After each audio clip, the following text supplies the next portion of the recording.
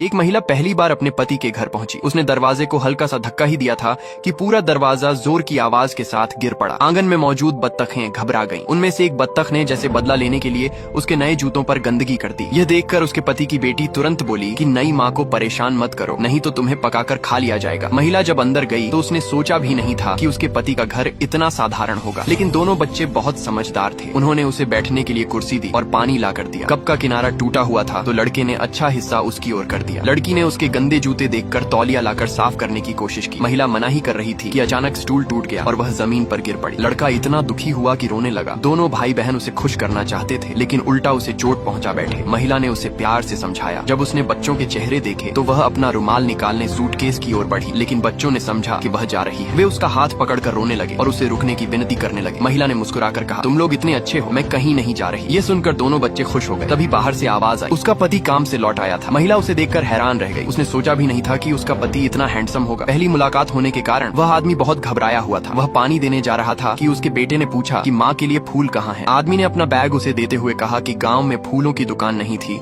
इसलिए उम्मीद है उसे ये फूल पसंद आएंगे। जैसे ही महिला ने बैग खोला वह चौंक गई। उसमें शुद्ध सोने से बना फूलों का गुलदस्ता था। आदमी को लगा कि शायद उसे पसंद नहीं आया। तभी बेटी बोली कि पापा और भाई दोनों ही पुरुष हैं, उन्हें महिलाओं की पसंद का अंदाजा नहीं है। फिर उसने एक घड़ी निकालकर महिला के हाथ में पहना दी। वह हीरों से जड़ी हुई एक महंगी घड़ी थी। तब महिला को समझ आया कि उसका पति असल में बहुत अमीर है। उसने हैरानी से पूछा, मेरी माँ ने कहा था कि आप मछली बेचते हैं, क्या मछली बेचकर इतना पैसा कमाया जा सकता है? आदमी उसे अपने फिश फार्म पर ले गया। वह बहुत विशाल था। उसने बताया कि वह समुद्री खेती एक्वा कल्चर का काम करता है। बच्चों ने भी बताया कि उनके परिवार के विदेशी व्यापार, होटल और टूरिज्म जैसे कई बिजनेस हैं। महिला को एहसास हुआ कि उसने गांव के सबसे अमीर आदमी से शादी की है। इससे पहले कि वह सब समझ पाती, आदमी ने उसे लाखों करोड़ों रुपए से भरी बैंक बुक दे दी और कहा कि अब से घर की सारी जिम्मेदारी उसी की है। महिला ने तय किया कि वह इस पुराने घर का अच्छे से नवीनीकरण करेगी। उस रात महिला थोड़ी शर्मीली थी और पति के साथ एक ही कमरे में नहीं सोना चाहती थी। लेकिन तभी दोनों बच्चे तकिए लेकर आए और बोले कि वे सब साथ में सोना चाहते हैं।